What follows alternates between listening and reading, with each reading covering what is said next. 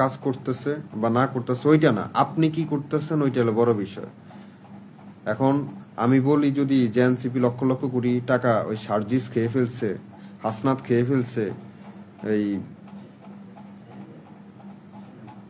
এই আরো যারা রয়েছেন আসিফ খেয়ে ফেলছে, তাহলে আমি তো বিএনপির একজন বা আমি তো জামাতের একজন। হ্যাঁ, ওরি তো ঘুষখোর, ওরি তো চোর, তাহলে আমরাও খাই। আপনি কিভাবে জানলেন যে তারা খায়? আপনি কিভাবে জানলেন বুঝলেন তারা খাচ্ছে? যদি আপনি বুঝিয়ে থাকেন যে তারা খায় বা খাইছে, তাহলে আপনি এইটা না যে আপনিও খাইতেছেন বা আপনিও খান। আপনি বরং কিভাবে এদের বার করতে হবে, যদি খেয়েই থাকে প্রমাণ পান, তাহলে সেটা নিয়ে আপনি সরকারকে অভিযোগ করবেন, জানাবেন। কিন্তু আপনি করবেন না, আমি করব না। কিন্তু আপনি করবেন না, আমি করব না। ডাক্তার মোহাম্মদ ইউনূস প্রথমে এসে কি বলছেন আমাদেরকে? প্রথমে এসে কি ফ্যাসিবাদ এটা করছে, তদ্রুপ আমিও যদি এটা যদি করি, তাহলে তাদের আর আমাদের মধ্যে পার্থক্য থাকলো কি? মানে ফ্যাসিবাদ এত বছর এমন এই যে এই খারাপ কাজগুলা করছে, এখন আমি ক্ষমতায় এসে আমি যদি সেম একই জিনিস বারবার পুনরুজ্জীবিত যদি করি, তাহলে তাহলে পার্থক্য হলো কি? অথবা এই যে গণ অভ্যুত্থান হলো, এই ছাত্রদের এই যে এত কষ্টের যে ত্যাগ ফসল, এবং আপনারা 17 বছর যে এত কষ্ট করছেন, এত তিতিক্ষা যে সইছেন, রাত বিরাত ঘরের থেকে বাইরে ধান খেতে পাট খেতে ঘুমাইছেন, হ্যাঁ, বর্ষার সিজনে নৌকা নিয়ে নদীর মাঝখানে এই বিলের মাঝখানে যায় ঘুমাইছেন, এত কষ্ট স্বীকার করছেন 17 বছর। এই ছাত্ররা এত কষ্ট, এই যে ভাইগুলা, এই যে ওনারা যে আপনার তাজা প্রাণ ঝরে গেছে ওনাদের, এত এত ত্যাগ, এত সাহসিকতার, অসীম সাহসিকতার পরিচয় দিয়েছেন, তাহলে লাভটা হলো কি? আপনার আমার দেশের লাভটা হলো কি ভাই? বলুন। খাক। আপনি আপনি আমি আমি মাইনা নিলাম যে ডাক্তার মোহাম্মদ ইউনূস চোর, ডাক্তার মোহাম্মদ ইউনূস বাটপার, ডাক্তার মোহাম্মদ ইউনূস সুদখোর, ঘুষখোর, পৃথিবীর সবচেয়ে বড় ঘুষখোর, আমি মাইনা নিলাম। আপনিও মাইনা নেন যে হয় বড় ঘুষখোর, কিন্তু তারপর একটু কাম করার সুযোগ দেন। মানে আমনে খাইয়েন না ঘুষ, আই ঘুষ খাই না।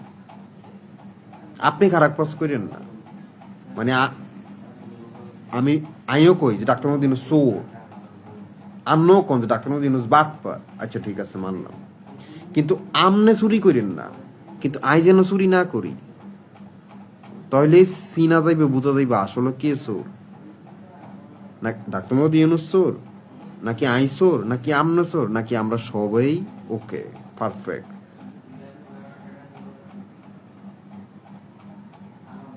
ওই যে শেখ হাসিনা বলছিল টুপ করে আপনারে পদ্মা নদীর মাঝখানে ফালাই দিন, পদ্মা ব্রিজ থেকে। ওই যে আমার কত শুভাকাঙ্ক্ষী অথবা দুভাকাঙ্ক্ষী বা কাছের অনেকে বলে, কয় সুদখোর, ঘুষখোর, এই হালার ফুতে। অথচ মেসি, নেইমার, বিশ্বের অল স্টার, সকল দেশের প্রধানমন্ত্রী উনার কাছে জ্ঞান নেয়, উনার কাছে আইসা হেড ডাউন করে, সালাম স্যার। শুধু কষ্টের বিষয় অথবা দুঃখের বিষয় আপনি আর আমি মূল্যায়ন করতে পারি না, এই লোকটারে ধাবন করতে পারি না। তো যখন এরকম ভাবে আমরা কথা বলি একটা লোকের প্রতি, তখন আমাদের আরেকটা মনস্তান্ত্রিক সমস্যা হলো, আমরা বলি ওই দেখ ডাক্তার মোদি ইউনুস হিসেবে তেল দেয়। কি তেল বাসে, সে তেল দেয় সরকার রে, সে চাকরির পদোন্নতি পাওয়ার জন্য। আমরা এই জায়গাটাও একটা বোকামি করি, এটা হলো মনস্তান্ত্রিক আমাদের চিন্তা। এগুলো করা যাবে না, এগুলো ঠিক না। সত্যকে সত্য বলুন, মিথ্যাকে মিথ্যা বলুন, সাদাকে সাদা বলুন, কালোকে কালো বলুন। দেশটা কিন্তু আজকে যারা আমরা নবীন রয়েছি, আমাদের নবীন ছাত্র সমাজ, আমরা যারা রয়েছি নবীন, একদম নবীন, রক্ত গরম বিপ্লব, 25, 26, 27, 28, 29 বছর বয়স আমাদের, যাদের আজকে ভার্সিটিতে যারা পড়তেছেন, কলেজে যারা পড়তেছেন, আমরাই কিন্তু আগামীকালকের এই দেশের একজন কার্ল মার্কসের পতাকা নিয়ে দাঁড়াবো যে ইউ আর উইন। আমরাই দেশকে চালাবো ইনশাল্লাহ, আমরাই দেশকে রক্ষা করব, আমরাই চালাবো। দেশটা তোমার, আমার, তোমার সন্তানের।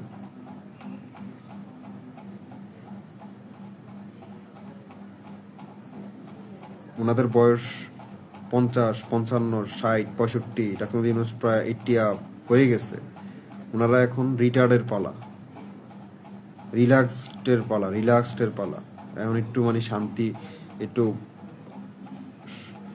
আল্লাহর ধ্যানে জ্ঞানে মত্ত থাকার কথা, বা মত্ত থাকবে। আমরাই কিন্তু এই দেশের হাল ধরবো ইনশাল্লাহ। আমরা যারা নবীন রয়েছি, আমরাই দেশের হাল ধরবো। তো সুতরাং তোমরা স্বচ্ছ থাকো, ক্লিয়ার থাকো। আমি বারবার তোমাদেরকে উদাত্ত আহ্বান জানাচ্ছি বা বলতেছি, খুব কষ্ট করে বলতেছি তোমাদেরকে, খুব কষ্ট দিয়ে, মন দিয়ে, তোমাদেরকে হৃদয় দিয়ে তোমাদেরকে বলতেছি যে তোমরা স্বচ্ছ থাকো, ক্লিয়ার থাকো, ক্ষতি করিও না, কারো ক্ষতি করিও না, কাউকে ভুল বুঝিও না, সিম্পলিসিটি বজায় রাখো, সরকারকে কাজ করতে দাও। এবং আসন্ন সামনে নির্বাচন আসতেছে, তোমরা এমন কোনো কাজ করিও না। আমি বিশেষ করে বিএনপি যারা রয়েছেন তাদেরকেও বলতেছি, আপনারা এমন কোনো কাজ করিয়েন না যেটা দেশের জনগণ আপনাদের প্রতি নেগেটিভ কোনো কিছু, অনেক কিছু তো নেগেটিভ আসছে, আবারও বলতেছি, এমন কোনো কিছু কাজ করিয়েন না যেটা আপনাদের প্রতি ভীরু, একটা নেতিবাচক, আরো মারাত্মক কোনো হুমকি স্বরূপ হয়ে দাঁড়ায়। এগুলো করিয়েন না। একটা কথা মনে রাখবেন, আমি আজকে আগামী 10 বছর পরের কথা বলতেছি, আজকে এখন 2025 থেকে বলতেছি, আপনি এমন কোনো কাজ করিয়েন না যেটার জন্য আওয়ামী লীগের যে অবস্থা হয়েছে, আওয়ামী লীগের ফ্যাসিস্টের যে অবস্থা হয়েছে, আপনি এমন কোনো কাজ করেন না যেটার জন্য আগামীকাল বা পরশু আবার ক্ষমতার পরিবর্তন হলে, এই সরকার থাকার পর আবার ক্ষমতা পরিবর্তন হলে, অবশ্যই হবে, যেহেতু ডেমোক্রেসি দেশ, অবশ্যই হবে। দিনের পরে রাত, রাতের পরে দিন, রাতের পরে আবার দিন, আবার দিনের পরে রাত, এই তো নিয়ম।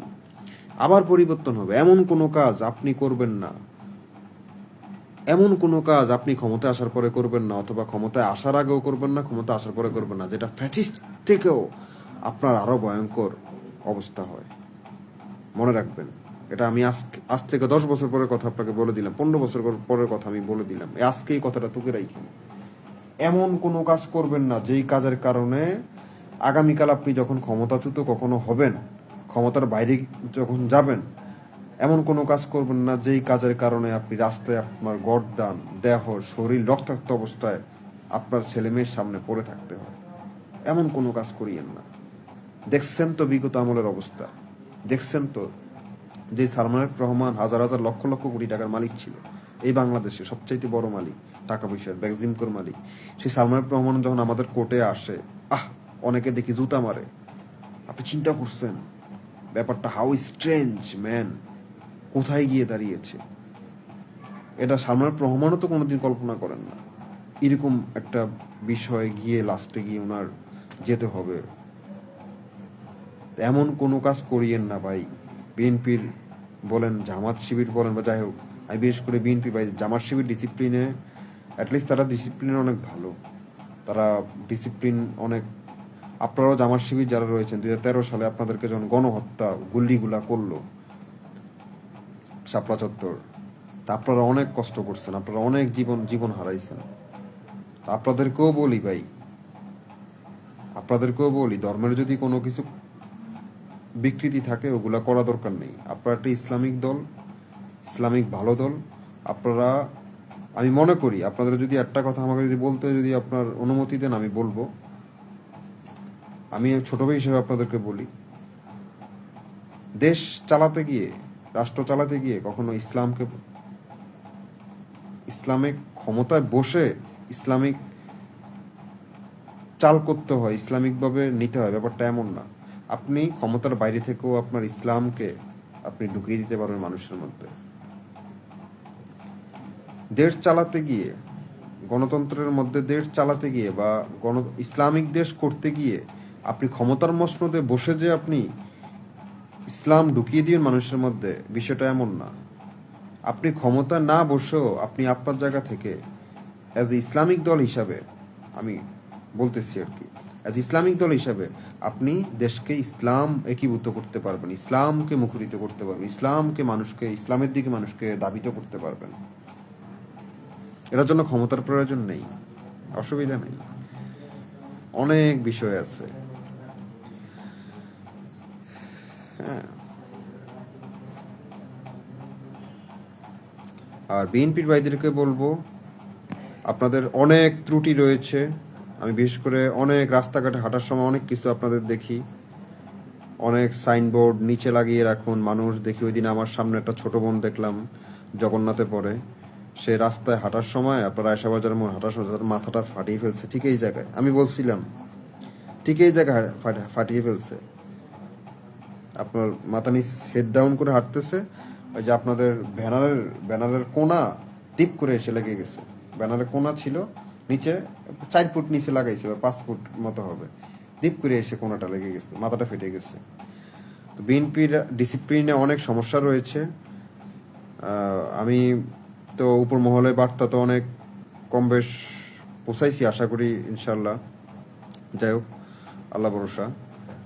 তো আপনারা মেহরবানি করে খুব আরো সূক্ষ্ম হবেন, তীক্ষ্ণ হবেন ভাই, আপনারা আরো তীক্ষ্ণ হবেন, ব্যানার ট্যানার ক্ষেত্রে আরো খুব হবেন। আর অ্যাগ্রেসিভ কোনো মুহূর্ত, আপনাদের কর্মী যারা রয়েছেন তাদেরকে লন্ডন থেকে তারেক রহমান যেভাবে হলো যে আপনাদেরকে করতেছে, গাইড দিতেছে, আপনাদেরকে থেরাপি দিচ্ছে বা কথাগুলো বলতেছে, আপনারা এগুলা ফলো করেন, এগুলা মানুন, এগুলো শুনুন, এগুলো বুঝুন।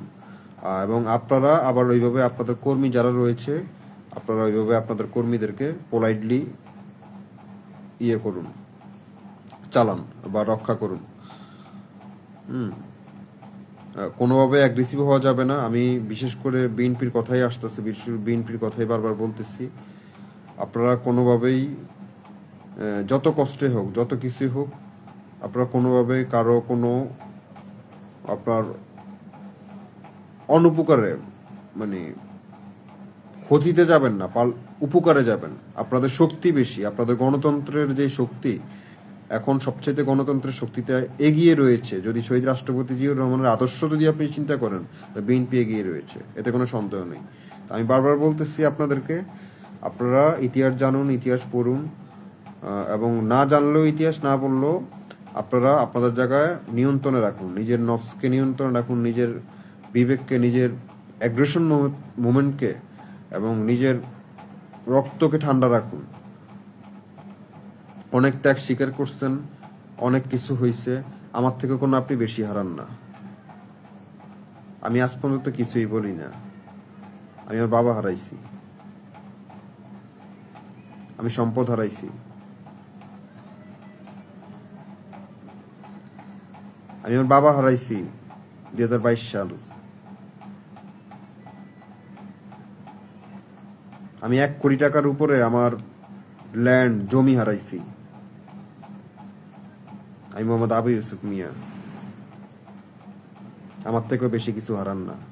আমার ফেসবুকে সকল কিছু নথি ভুক্ত করা রয়েছে, কোন টাইমে আমার বাবার সাথে কি হয়েছে, আমার পরিবারের সাথে কি হয়েছে, সকল কিছু আছে। আপনি 2021-এ যান, 20-এ যান, 22-এ যান, সব কিছু আপনি পাবেন, স্পষ্ট পাবেন। আমার থেকে বললাম তো, আমার থেকে পৃথিবীতে আপনি বেশি কিছু হারান না ভাই। আমি বহুত হারাইছি, বহুত হারাইছি আমি। আমার থেকে বেশি হারাইছেন? বেশি হারান নাই। সম্পদ হারাইছি, বাবা হারাইছি, অকাল মৃত্যু। আর বাবা কি ছিলেন, আর বাবা কি মানুষ ছিলেন, অথচ আমার বাবার সাথে কি হইছে, কেন করছে, কিভাবে করছে, কিভাবে মারছে, আর কি বলবো আপনাকে। যাই হোক, আমি কি কারোর সাথে খারাপ ব্যবহার করছি? যারা যারা সম্পৃক্ততা ছিল, বা যারা ইয়ে করছে, যা কিছুই করছে, আমি কি তাদের সাথে আজকে এখন পর্যন্ত কোনো রিভেঞ্জে গেছি, কোনো অ্যাকশনে গেছি?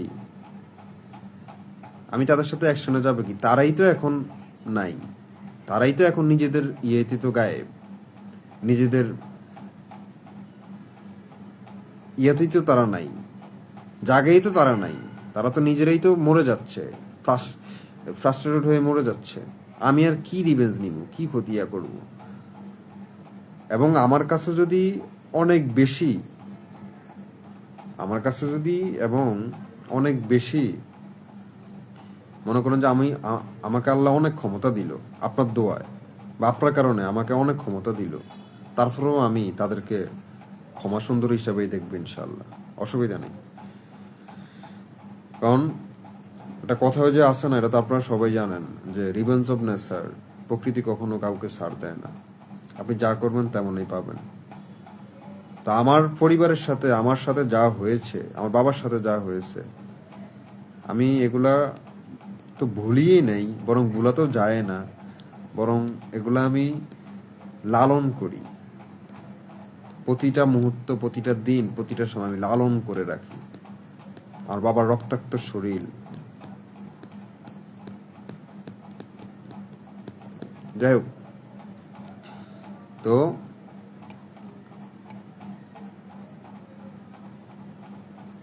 তো আমিও আজকে, আমি চাইলে আপনার মতো অ্যাগ্রেসিভ হয়ে আমিও আজকে তাদেরকে অনেকভাবে, অনেক রকমভাবে মেরে ফেলতে পারি, গদ্দান ফালাই দিতে পারি, সোজা হিসাব। আর কিছু বলবো?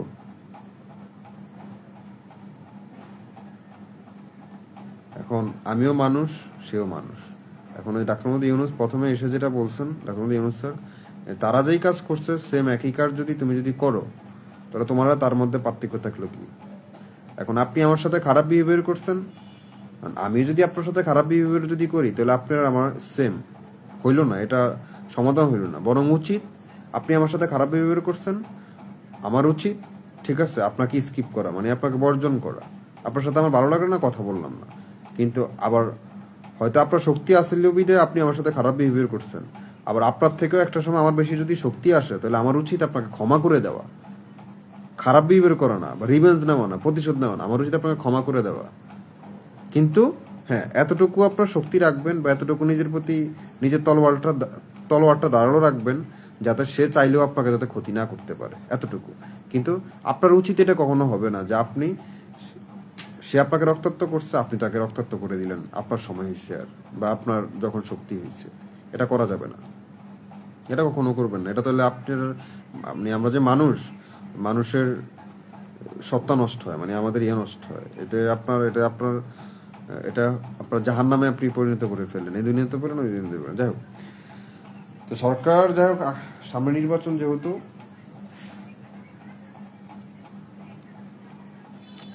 কাজে আমরা মনোনিবেশ করি। শীত আসতে আসছে সামনে, শীতের সময় আপনার মাথা, মস্তিষ্ক ঠান্ডা থাকে, কুল থাকে, চার্মিং থাকে, যে কোনো কাজে, সব কাজে, আপনার চাষের কাজ, চাষবাসের কাজ, কৃষি কাজ, আবাদের কাজ, হ্যাঁ, নিজের কাজ, হ্যাঁ, আপনার গিটার প্র্যাকটিস, মাই গিটার, হ্যাঁ, আউট প্র্যাকটিস, সানাই প্র্যাকটিস, পড়াশোনা, তোমরা যারা ছোট ভাই যারা রয়েছে পড়াশোনা, চাকরি পরীক্ষা দিবে, বা যারা অনার্সে রয়েছে, মাস্টার্স রয়েছে, তোমরা ভালো করে পড়াশোনা করবা আসন্ন শীতে।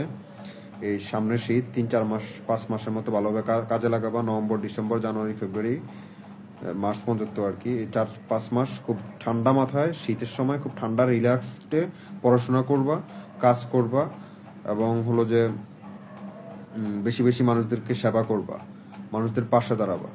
আর অ্যাটলিস্ট তোমার যদি ক্ষমতা না থাকে মানুষের পাশে দাঁড়ানোর, তাহলে তুমি মানুষদের অপকার করবা না, অপকার করবা না, ঠিক আছে? আর পড়াশোনা বেশি বেশি করো। তুমি যত বেশি পড়াশোনা করবা, যত বেশি পড়াশোনা করবা, এই যে তোমাকে কিছু বইটই ঢুকিয়ে দেয়, আমি দেখাই, এই দেখো সব বই তো এগুলো, এই দেখছো, বই, আরো বই আসবে, বই সব অর্ডার দেওয়া হয়েছে, আরো তোমার মোটামুটি 1500 থেকে 2000 বই আসবে, ঠিক আছে?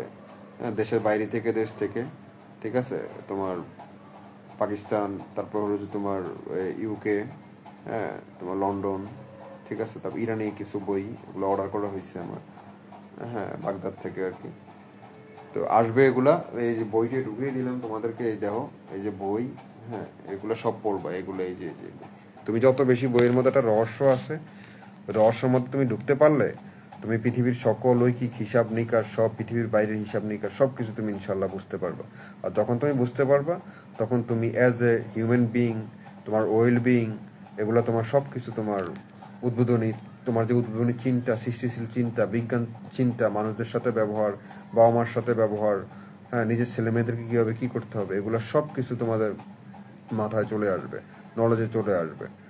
হ্যাঁ, মানুষের সাথে ভালো ব্যবহার, তোমার কিছু, একটা কথা, আরেকটা কথা মনে রাখবা, তোমার জীবনে কিছু থাকবে না, শুধু থেকে যাবে তোমার ভালো ব্যবহার। আর ডক্টর মোহাম্মদ ইউনূস, ওনাকে সম্মান করবা।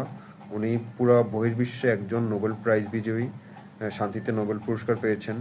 হ্যাঁ, তিনি জ্ঞানীদেরও জ্ঞানী ব্যক্তি, ওনাকে সম্মান করবা। উনি সরকার থাকুক কিংবা না থাকুক, না থাকলেও সম্মান করবা, থাক, এখন তো রয়েছে, এখনো সম্মান করবা।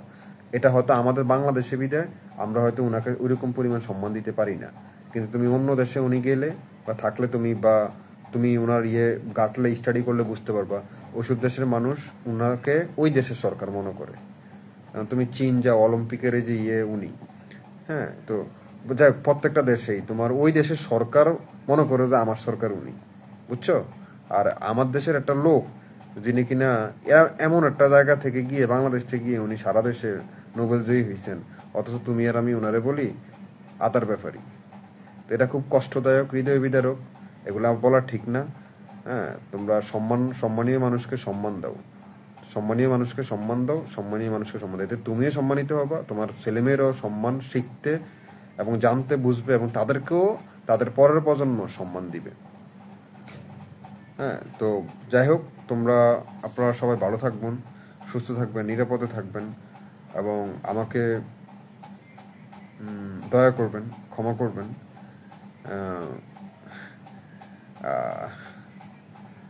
ক্ষমা করবেন। তো যাই হোক, সব কিছু মিলে আমি একটু এই আর কি। আর কোনো অসুবিধা হলে জানাবেন, কোথাও কোনো অসুবিধা হলে জানাবেন। সবাই সবার জন্য দোয়া করবেন, ফ্যামিলির জন্য দোয়া করবেন, যারা বাবা মা মৃত তাদের জন্য প্রতিদিন দোয়া করবেন, নামাজ পড়ে দোয়া করবেন, নামাজ ব্যতীত ছাড়াও দোয়া করবেন, সব দিক দিয়ে দোয়া করবেন, ঠিক আছে। আর দেশের জন্য দোয়া করবেন বেশি বেশি। আর কোনো সমস্যা হলে আমাকে টেক্সট করিয়েন, ইনশাল্লাহ কথা বলবো, আলাপ করবো, ইনশাল্লাহ আলোচনা করবো, অসুবিধা নেই।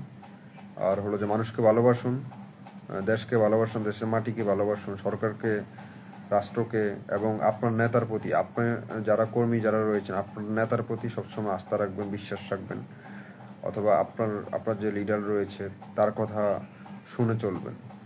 হ্যাঁ, এটা আমি বলি, তৃণমূল থেকে, গ্রাম পর্যায়ে তৃণমূল থেকে যারা রয়েছেন, প্রান্তিক পর্যায়ে যারা, ইউনিয়ন পর্যায়ে যারা লিডার যারা রয়েছেন বা কর্মী যারা রয়েছেন, আপনাদেরকেও বলি, আপনার জেলার ঊর্ধ্বতন যে কর্মকর্তা, ওনাদেরকে ফলো করবেন, ওনাদের কথা শুনবেন। এবং তোমরা যারা ছাত্র ছাত্রী, যারা ভাই বোনরা আমার রয়েছে, তোমরা দেশের বাইরে যারা তোমার বড় বড় বিজ্ঞানী রয়েছে, হ্যাঁ, তারপরে তোমার সাইকোলজিস্ট, হ্যাঁ, সাইকিয়াট্রিস্ট যারা রয়েছেন, দার্শনিক যারা রয়েছেন, ওদের জীবনী পড়বা। বড় বড় বিজ্ঞানী যারা রয়েছেন ওনাদের জীবনী তোমরা পড়বা। বাংলাদেশের যারা তোমার পিছনের কিংবদন্তি যারা রয়েছেন, কবিগুরু যারা রয়েছেন, সাহিত্যিক যারা রয়েছেন, জগদীশচন্দ্র বসু, ঈশ্বরচন্দ্র বিদ্যাসাগর যারা রয়েছেন, এদের ইতিহাস তোমরা জানবা, পড়বা। এগুলো সব পড়বা, এগুলো সব শেষ করবা। আমি বারবার বলি তোমাদেরকে, এগুলো সব তোমরা শেষ করবে, এগুলো পড়বা। দেশের বাইরে পৃথিবীতে কে কে কিংবদন্তি রয়েছেন, কারা কারা কি কি কারণে বিখ্যাত, কীভাবে বিখ্যাত হয়েছেন, এবং কীভাবে তারা অনুকূল প্রতিকূল মুহূর্তে কীভাবে কাটিয়েছেন, এগুলো সব পড়বা, জানবা। তোমরা যত বেশি পড়বা, জানবা, তত বেশি তোমাদের ওয়েলবিং হবে। আর যত বেশি তোমাদের ওয়েলবিং হবে, চিন্তার স্তর যত বেশি তোমার গভীরতা হবে, তত বেশি তুমি চিন্তাশীল, মানে উদ্ভাবনী কাজ তুমি করতে পারবা, সৃষ্টিশীল কাজ তুমি করতে পারবা। যত বেশি তুমি সৃষ্টিশীল কাজ করতে পারো, তত বেশি তোমাকে এই পৃথিবী, তুমি মৃত্যুর পরেও তোমাকে মনে রাখবে। দেশের জন্য ভালো হবে, পৃথিবীর জন্য ভালো হবে, এবং তুমি যে একজন মানুষ, তোমার নাম, এটা সারা জীবন এই দেশের মানুষ যেন তোমার মনে রাখে, তোমার বাবা মার যেন তোমাকে জন্ম দিয়ে একজন গর্বিত এবং গৌরব এবং সম্মানীয় ব্যক্তি হতে পারে। তো আজকে ভালো থাকুন, অলরেডি 1টা বাজে, সর্বনাশ। তো আজকে ভালো থাকুন, সুস্থ থাকুন, নিরাপদে থাকুন, দোয়া করিন। আবার দেখা হবে কোনো একদিন। আমার জন্য দোয়া করবেন। আপনারা নিরাপদে থাকবেন, stay safe, and had a good night, শুভরাত্রি। আর হলো যে জানাবেন কোনো অসুবিধা হলে ইনশাল্লাহ জানাবেন। আর আমরা সবাই সবার জায়গা থেকে ভালো থাকি, সুস্থ থাকবো, আর কেউ কাউকে ক্ষতি না করি। আমি বারবার বলতেছি, কেউ কাউকে কোনো ব্যাপারে ক্ষতি না করি, কোনোভাবেই ক্ষতি না করি, এবং মিথ্যা কথা কম বলি। তা ভালো থাকেন আপনারা। হ্যাঁ, তো যারা যারা আসছেন, অনেকে দেখলাম আসছেন, রবিউল করিম, আবু তালেব বন্ধু, আসসালামু আলাইকুম, ভালো আছো না? বাইরে বাইরে থেকে ইসমাইল হোসেন ইমন, আসসালামু আলাইকুম। একে কালাম পাটোয়ারি, ভালো আছো ভাইয়া? হ্যাঁ রাজীব, ভালো থাকবো, তোমরা সবাই ভালো থাকো, আপনারা সবাই ভালো থাকুন। আসসালামু আলাইকুম।